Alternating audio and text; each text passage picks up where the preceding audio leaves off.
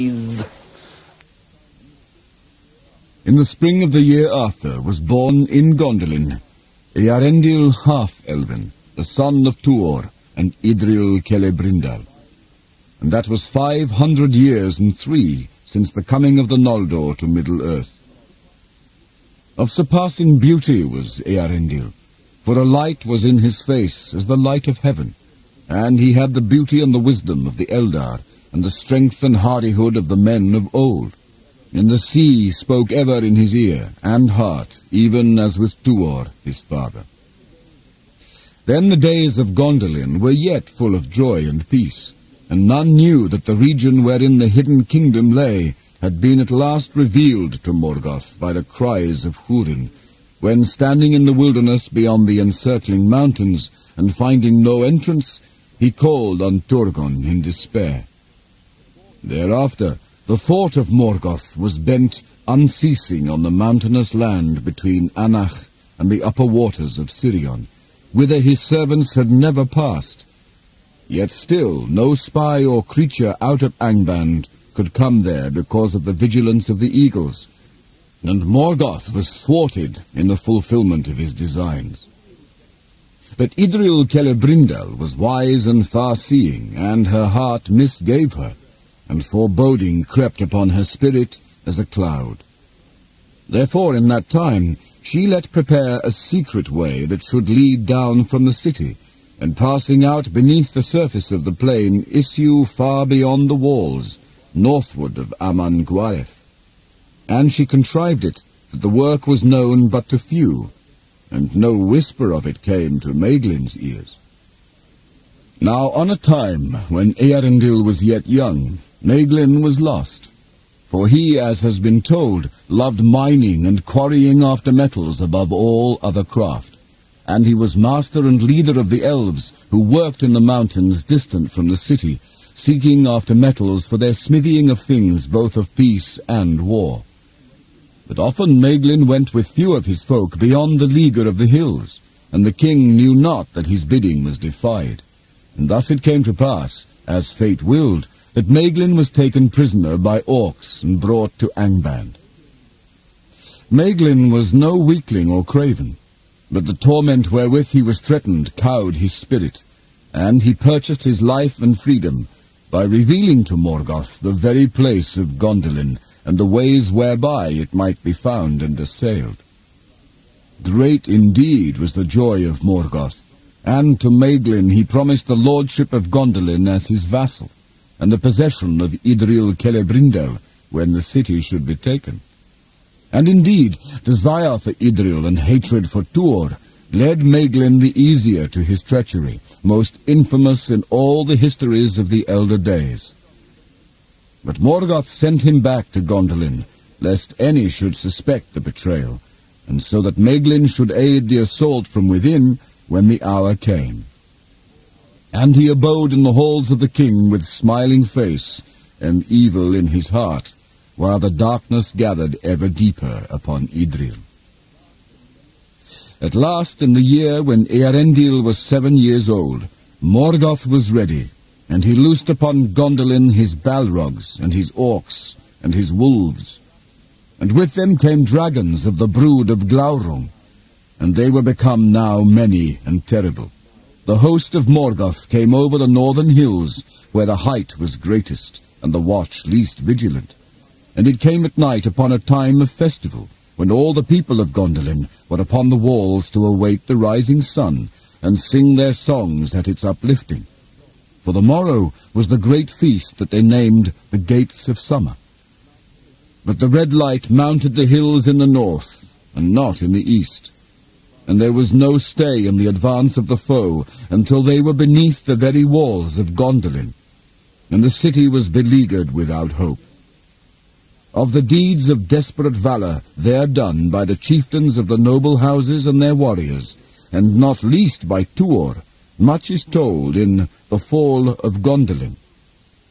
Of the battle of Ecthelion of the Fountain with Gothmog, lord of Balrogs, in the very square of the king, where each slew the other, and of the defense of the tower of Turgon by the people of his household until the tower was overthrown. and mighty was its fall, and the fall of Turgon in its ruin. Tuor sought to rescue Idril from the sack of the city, but Maeglin had laid hands on her and on Eärendil, and Tuor fought with Maeglin on the walls and cast him far out, and his body as it fell smote the rocky slopes of Amon Gwareth thrice, ere it pitched into the flames below. Then Tuor and Idril led such remnants of the people of Gondolin as they could gather in the confusion of the burning, down the secret way which Idril had prepared. And of that passage the captains of Angband knew nothing, and thought not that any fugitives would take a path towards the north and the highest parts of the mountains, and the nighest to Angband. The fume of the burning, and the steam of the fair fountains of Gondolin withering in the flame of the dragons of the north, fell upon the vale of Tumladen in mournful mists. And thus was the escape of Tuor and his company aided, for there was still a long and open road to follow from the tunnel's mouth to the foothills of the mountains. None the less they came thither, and beyond hope they climbed in woe and misery, for the high places were cold and terrible, and they had among them many that were wounded, and women and children. There was a dreadful pass, Cirith Thoronath it was named, the Eagle's Cleft, where beneath the shadow of the highest peaks a narrow path wound its way. On the right hand it was walled by a precipice, and on the left a dreadful fall leapt into emptiness. Along that narrow way their march was strung when they were ambushed by orcs, for Morgoth had set watchers all about the encircling hills, and a Balrog was with them. Then dreadful was their plight, and hardly would they have been saved by the valour of yellow-haired Glorfindel, chief of the House of the Golden Flower of Gondolin, had not Thorondor come timely to their aid. Many are the songs that have been sung of the duel of Glorfindel with the Balrog upon a pinnacle of rock in that high place, and both fell to ruin in the abyss.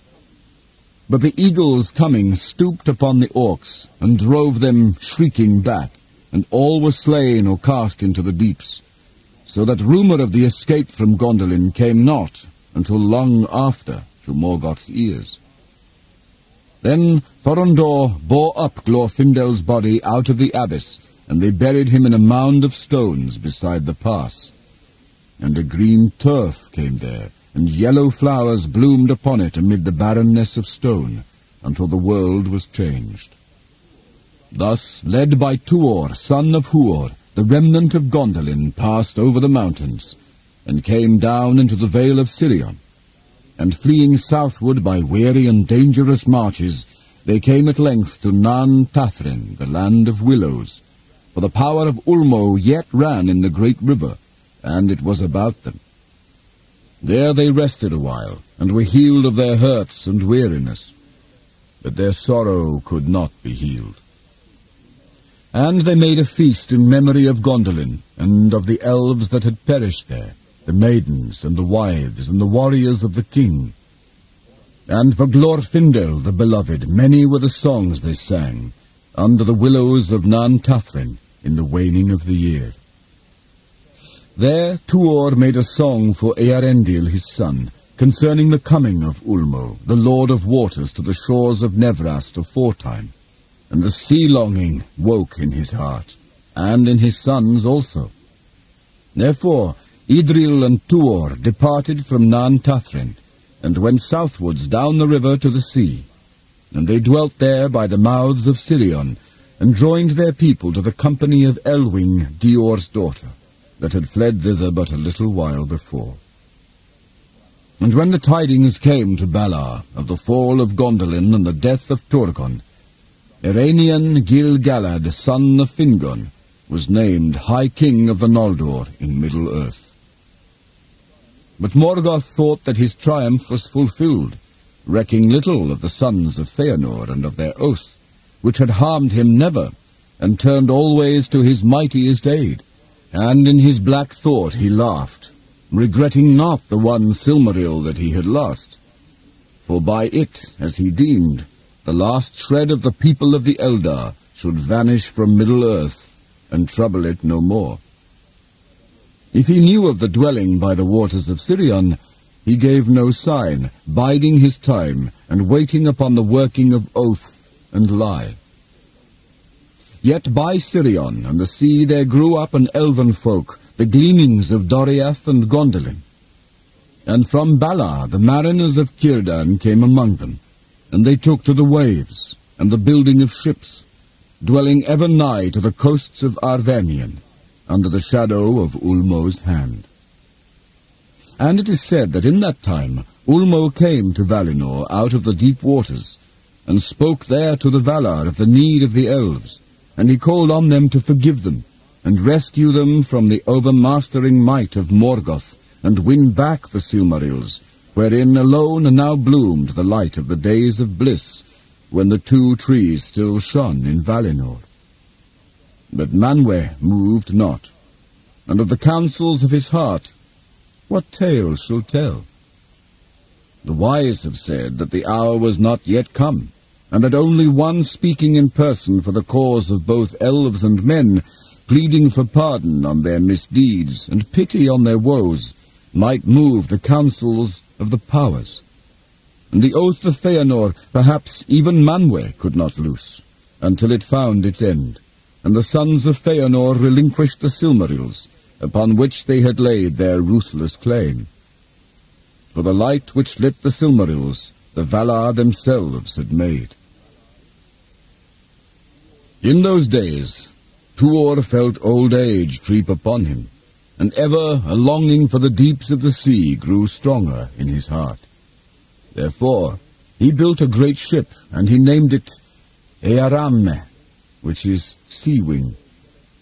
And with Idril Celebrindal he set sail into the sunset and the west, and came no more into any tale or song. But in after days it was sung that Tuor alone of mortal men was numbered among the elder race, and was joined with the Noldor whom he loved, and his fate is sundered from the fate of men.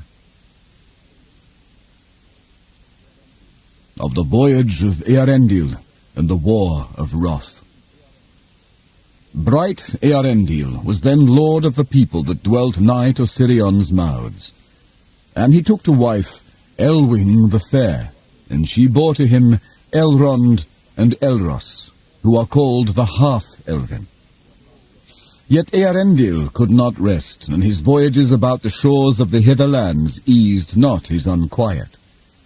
Two purposes grew in his heart, blended as one in longing for the wide sea. He sought to sail thereon, seeking after Tuor and Idril, who returned not. And he thought to find perhaps the last shore, and bring, ere he died, the message of elves and men to the Valar in the west, that should move their hearts to pity for the sorrows of Middle-earth. Now Earendil became fast in friendship with Círdan the shipwright, who dwelt on the Isle of Balar with those of his people who escaped from the sack of the havens of Brithambar and Eglarest. With the aid of Círdan, Earendil built Vingilot the foam-flower, fairest of the ships of song. Golden were its oars and white its timbers, hewn in the birch-woods of Nimbrethil, and its sails were as the argent moon. In the lay of Earendil is many a thing sung of his adventures in the deep and in lands untrodden, and in many seas and in many isles. But Elwing was not with him, and she sat in sorrow by the mouths of Sirion. Earendil found not Tuor nor Idril, nor came he ever on that journey to the shores of Valinor, defeated by shadows and enchantment, driven by repelling winds, until in longing for Elwing he turned homeward towards the coast of Beleriand. And his heart bade him haste, for a sudden fear had fallen on him out of dreams, and the winds that before he had striven with might not now bear him back as swift as his desire. Now when first the tidings came to Maethros that Elwing yet lived, and dwelt in possession of the Silmaril by the mouths of Sirion, he, repenting of the deeds in Doriath, withheld his hand. But in time, the knowledge of their oath unfulfilled returned to torment him and his brothers. And gathering from their wandering hunting paths, they sent messages to the havens of friendship and yet of stern demand. Then Elwing and the people of Sirion would not yield the jewel which Beren had won and Luthien had worn, and for which Dior the Fair was slain. And least of all, while Eärendil their lord was on the sea, for it seemed to them that in the Silmaril lay the healing and the blessing that had come upon their houses and their ships. And so there came to pass the last and cruelest of the slayings of elf by elf, and that was the third of the great wrongs achieved by the accursed oath. For the sons of Feanor that yet lived came down suddenly upon the exiles of Gondolin and the remnant of Doriath, and destroyed them. In that battle some of their people stood aside, and some few rebelled and were slain upon the other part, aiding Elwing against their own lords. For such was the sorrow and confusion in the hearts of the Eldar in those days. But Maedhros and Maglor won the day, though they alone remained thereafter of the sons of Feanor, for both Amrod and Amras were slain. Too late the ships of Círdan and Gil-galad the High King came hasting to the aid of the elves of Sirion, and Elwing was gone, and her sons. Then such few of that people as did not perish in the assault joined themselves to Gil-galad, and went with him to Balar. And they told that Elros and Elrond were taken captive, but Elwing with the Silmaril upon her breast had cast herself into the sea. Thus Maedhros and Maglor gained not the jewel, but it was not lost. For Ulmo bore up Elwing out of the waves, and he gave her the likeness of a great white bird, and upon her breast there shone as a star the Silmaril, as she flew over the water to seek Eärendil her beloved.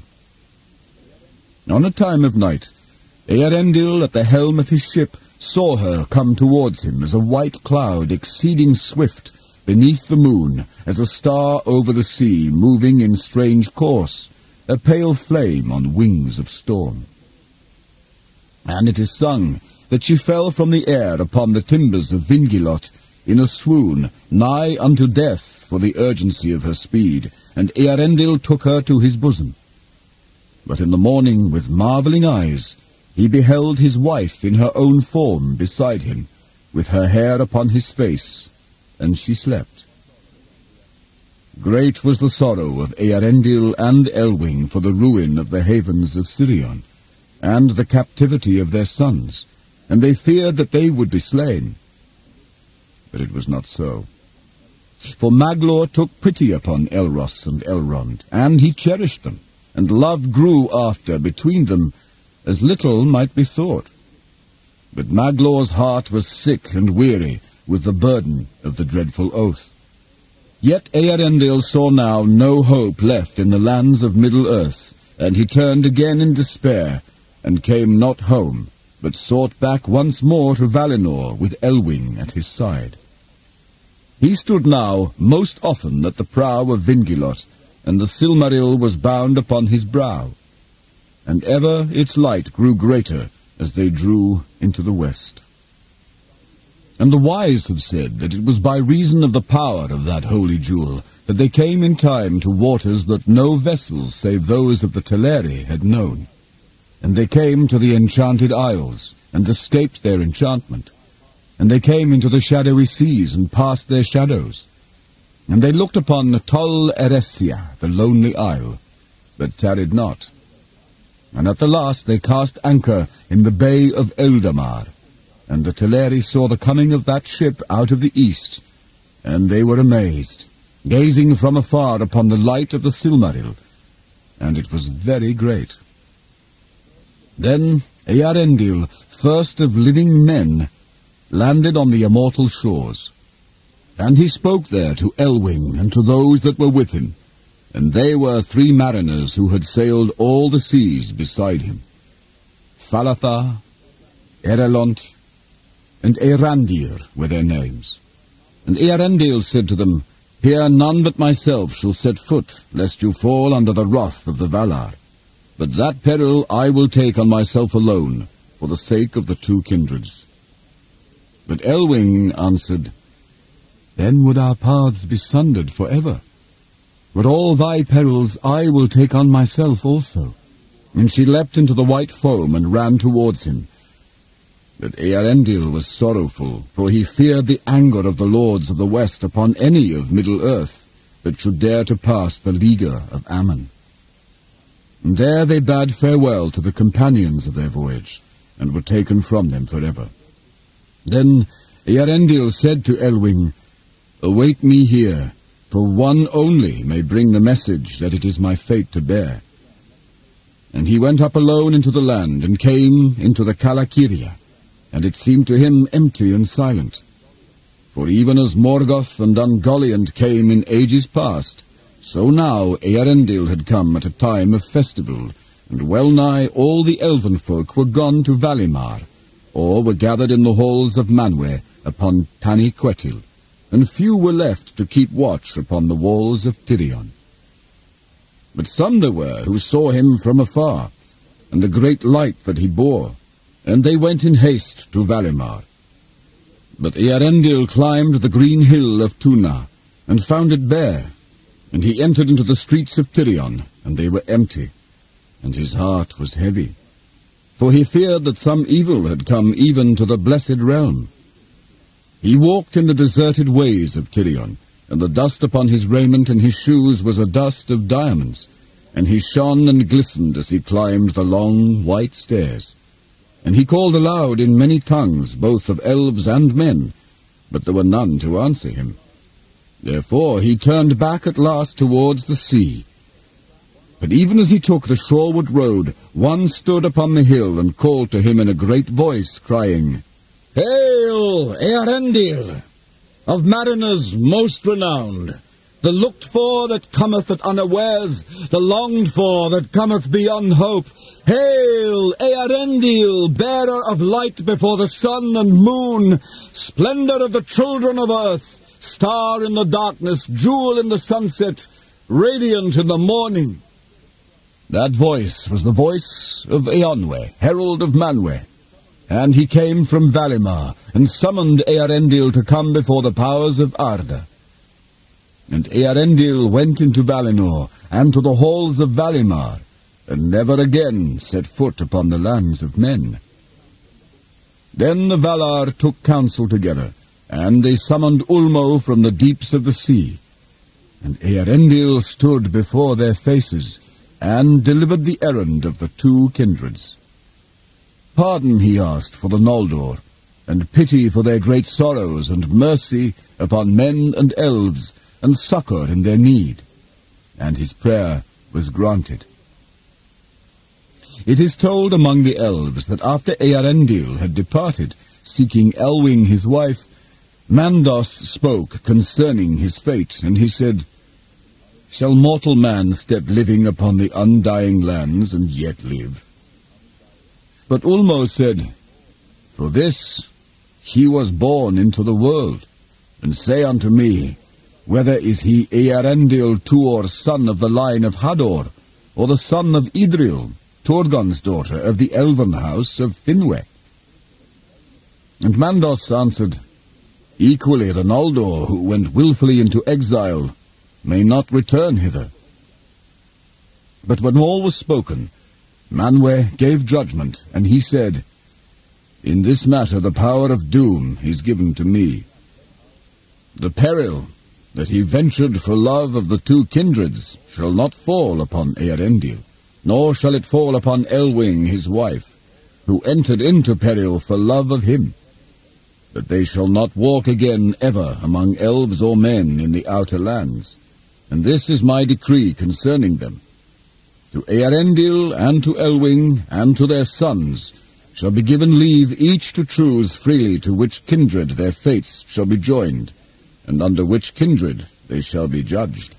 Now when Eärendil was long time gone, Elwing became lonely and afraid, and wandering by the margin of the sea she came near to Alqualande. where lay the Telerian fleets. There the Teleri befriended her, and they listened to her tales of Doriath and Gondolin and the griefs of Beleriand, and they were filled with pity and wonder. And there Eärendil, returning, found her at the haven of the swans. But ere long they were summoned to Valimar, and there the decree of the elder king was declared to them. Then Eärendil said to Elwing, "Choose thou, for now I am weary of the world." And Elwing chose to be judged among the firstborn children of Iluvatar, because of Luthien, and for her sake Eärendil chose alike, though his heart was rather with the kindred of men and the people of his father. Then at the bidding of the Valar, Eonwe went to the shore of Ammon, where the companions of Eärendil still remained awaiting tidings. And he took a boat, and the 3 mariners were set therein, and the Valar drove them away into the east with a great wind. But they took Vingilot, and hallowed it, and bore it away through Valinor to the uttermost rim of the world, and there it passed through the door of night, and was lifted up even into the oceans of heaven. Now fair and marvellous was that vessel made, and it was filled with a wavering flame, pure and bright. And Eärendil the mariner sat at the helm, glistening with dust of elven gems, and the silmaril was bound upon his brow. Far he journeyed in that ship, even into the starless voids. But most often was he seen at morning or at evening, glimmering in sunrise or sunset, as he came back to Valinor from voyages beyond the confines of the world. On these journeys Elwing did not go, for she might not endure the cold and the pathless voids, and she loved rather the earth and the sweet winds that blow on sea and hill. Therefore there was built for her a white tower northward upon the borders of the sundering seas, and thither at times all the sea-birds of the earth repaired. And it is said that Elwing learned the tongues of birds, who herself had once worn their shape, and they taught her the craft of flight, and her wings were of white and silver grey. And at times, when Eärendil returning drew near again to Arda, she would fly to meet him, even as she had flown long ago, when she was rescued from the sea. Then the far-sighted among the elves that dwelt in the lonely isle would see her like a white bird, shining, rose-stained in the sunset, as she soared in joy to greet the coming of Vingilot to haven. Now when first Vingilot was set to sail in the seas of heaven, it rose unlooked for, glittering and bright. And the people of Middle-earth beheld it from afar and wondered, and they took it for a sign, and called it Gil Estel, the star of high hope. And when this new star was seen at evening, Maedhros spoke to Maglor, his brother, and he said, "Surely that is a silmaril that shines now in the west." And Maglor answered, "If it be truly the silmaril which we saw cast into the sea, that rises again by the power of the Valar, then let us be glad.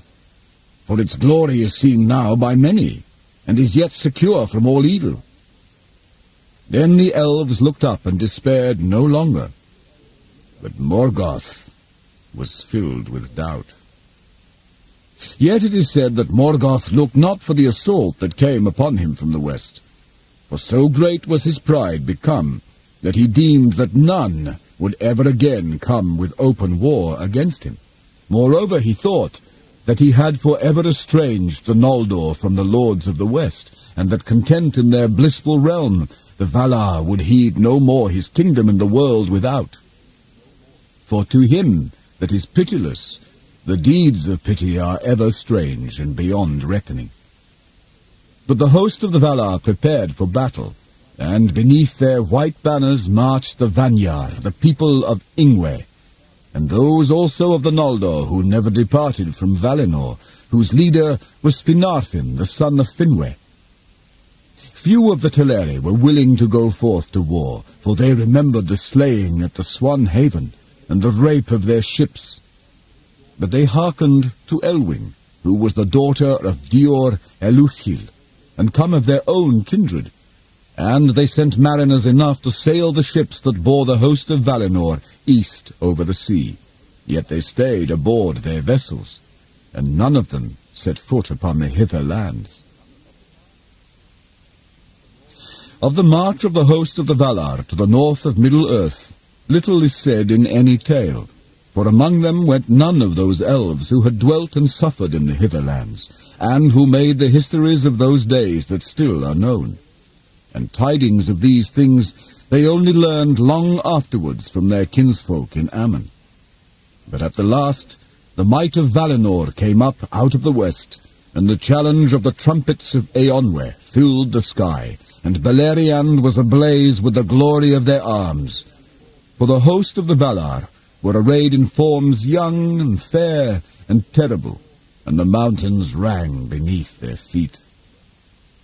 The meeting of the hosts of the west and of the north is named the Great Battle and the War of Wrath. There was marshalled the whole power of the throne of Morgoth, and it had become great beyond count, so that Anfauglith could not contain it, and all the north was aflame with war. But it availed him not. The Balrogs were destroyed, save some few that fled and hid themselves in caverns inaccessible at the roots of the earth.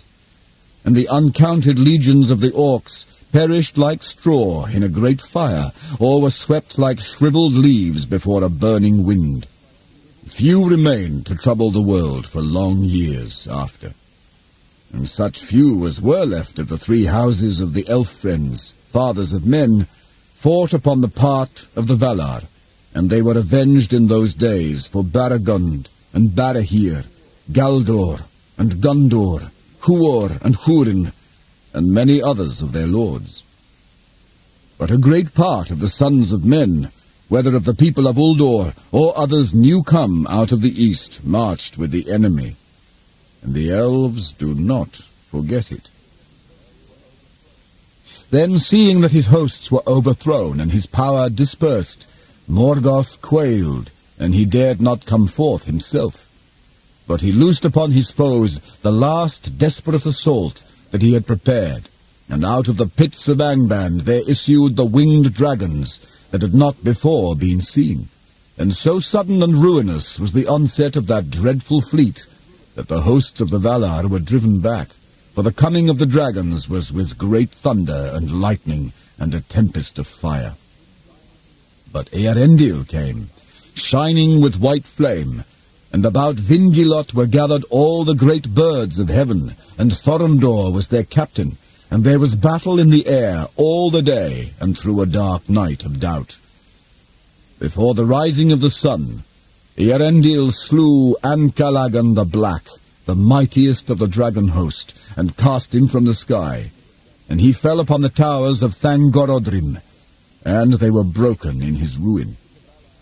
Then the sun rose, and the hosts of the Valar prevailed, and well-nigh all the dragons were destroyed, and all the pits of Morgoth were broken and unroofed, and the might of the Valar descended into the deeps of the earth. There Morgoth stood at last at bay, and yet unvaliant. He fled into the deepest of his mines, and sued for peace and pardon. But his feet were hewn from under him, and he was hurled upon his face. Then he was bound with the chain Angainor, which he had worn aforetime, and his iron crown they beat into a collar for his neck, and his head was bowed upon his knees, and the two Silmarils which remained to Morgoth were taken from his crown, and they shone unsullied beneath the sky, and Eonwe took them and guarded them. Thus an end was made of the power of Angband in the north, and the evil realm was brought to naught. And out of the deep prisons a multitude of slaves came forth beyond all hope into the light of day, and they looked upon a world that was changed. For so great was the fury of those adversaries that the northern regions of the western world were rent asunder, and the sea roared in through many chasms, and there was confusion and great noise. And rivers perished or found new paths, and the valleys were upheaved, and the hills trod down, and Sirion was no more. Then Eonwe, as herald of the elder king, summoned the elves of Beleriand to depart from Middle-earth. But Maedhros and Maglor would not hearken, and they prepared, though now with weariness and loathing, to attempt in despair the fulfillment of their oath, for they would have given battle for the Silmarils where they withheld, even against the victorious host of Valinor, even though they stood alone against all the world. And they sent a message, therefore, to Eonwe, bidding him yield up now those jewels which of old Feanor their father made, and Morgoth stole from him. But Eonwe answered that the right to the work of their father, which the sons of Feanor formerly possessed, had now perished, because of their many and merciless deeds being blinded by their oath, and most of all, because of their slaying of Dior and the assault upon the havens. The light of the Silmarils should go now into the west, whence it came in the beginning, and to Valinor must Maedhros and Maglor return, and there abide the judgment of the Valar, by whose decree alone would Eonwe yield the jewels from his charge. Then Maglor desired indeed to submit, for his heart was sorrowful, and he said, "The oath says not that we may not bide our time, and it may be that in Valinor all shall be forgiven and forgot, and we shall come into our own in peace." But Maedhros answered that if they returned to Ammon, but the favour of the Valar were withheld from them, then their oath would still remain, but its fulfilment be beyond all hope. And he said, "Who can tell to what dreadful doom we shall come if we disobey the powers in their own land, or purpose ever to bring war again into their holy realm?" Yet Maglor still held back, saying, "If Manwë and Varda themselves deny the fulfilment of an oath to which we named them in witness, is it not made void?" And Maedhros answered, "But how shall our voices reach to Iluvatar beyond the circles of the world? And by Iluvatar we swore in our madness, and called the everlasting darkness upon us if we kept not our word. Who shall release us?" "If none can release us," said Maglor, "then indeed the everlasting darkness shall be our lot, whether we keep our oath or break it. But less evil shall we do in the breaking." Yet he yielded at last to the will of Maedhros, and they took counsel together how they should lay hands on the Silmarils. And they disguised themselves, and came in the night to the camp of Eonwe, and crept into the place where the Silmarils were guarded. And they slew the guards, and laid hands on the jewels. Then all the camp was raised against them, and they prepared to die, defending themselves until the last. But Eonwe would not permit the slaying of the sons of Feanor, and departing unfought, they fled far away. Each of them took to himself a Silmaril, for they said, "Since one is lost to us, and but two remain, and we two alone of our brothers, so is it plain that fate would have us share the heirlooms of our father." But the jewel burned the hand of Maedhros in pain unbearable, and he perceived that it was as Eonwe had said, and that his right thereto had become void, and that the oath was vain. And being in anguish and despair, he cast himself into a gaping chasm filled with fire, and so ended. And the Silmaril that he bore was taken into the bosom of the earth. And it is told of Maglor that he could not endure the pain with which the Silmaril tormented him, and he cast it at last into the sea, and thereafter he wandered ever upon the shores, singing in pain and regret beside the waves. For Maglor was mighty among the singers of old, named only after Daeron of Doriath. But he came never back among the people of the elves. And thus it came to pass that the Silmarils found their long homes, one in the airs of heaven, and one in the fires of the heart of the world, and one in the deep waters.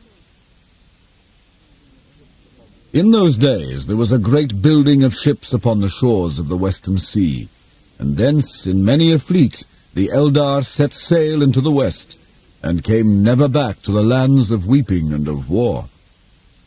And the Vanyar returned beneath their white banners, and were borne in triumph to Valinor.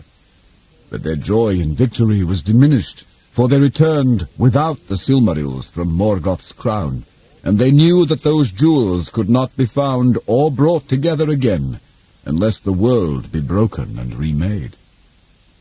And when they came into the west, the elves of Beleriand dwelt upon Tol Eressëa, the lonely isle, that looks both west and east, whence they might come even to Valinor.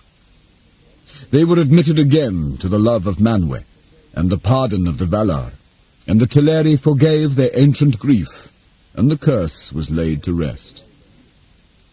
Yet not all the Eldalir were willing to forsake the hither lands where they had long suffered and long dwelt, and some lingered many an age in Middle-earth. Among those were Círdan the shipwright, and Celeborn of Doriath, with Galadriel his wife, who alone remained of those who led the Noldor to exile in Beleriand. In Middle-earth dwelt also Gil-galad the High King, and with him was Elrond half-elven, who chose, as was granted to him, to be numbered among the Eldar. But Elros, his brother, chose to abide with men, and from these brethren alone has come among men the blood of the firstborn, and the strain of the spirits divine that were before Arda. For they were the sons of Elwing, Dior's daughter, Lúthien's son, child of Thingol and Melian. And Eärendil their father was the son of Idril Celebrindal, Torgon's daughter of Gondolin. But Morgoth himself, the Valar, thrust through the door of night beyond the walls of the world into the timeless void, and a guard is set forever on those walls, and Eärendil keeps watch upon the ramparts of the sky. Yet the lies that Melkor, the mighty and accursed, Morgoth Bauglir, the power of terror and of hate, sowed in the hearts of elves and men, are a seed that does not die and cannot be destroyed. And ever and anon it sprouts anew, and will bear dark fruit even unto the latest days.